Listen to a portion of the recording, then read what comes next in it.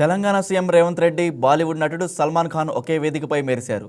శనివారం రాత్రి Hyderabad గచ్చిబౌలిలోని GMC Balayogi athletic స్టేడియంలో Indian super cross racing league season 2 ప్రారంభమైంది. ఈ కార్యక్రమానికి ముఖ్యమంత్రి రేవంత్ రెడ్డి ముఖ్య అతిథిగా హాజరు కాగా మంత్రి శ్రీధర్ బాబు, సల్మాన్ ఖాన్ కూడా పాల్గొన్నారు. ఈ సందర్భంగా CM Revanth, Salman shake hand ఇచ్చుకొని హక్ చేసుకున్నారు. ఇందుకు సంబంధించిన ఫోటోలు, వీడియోలు సోషల్ మీడియాలో వైరల్గా మారాయి.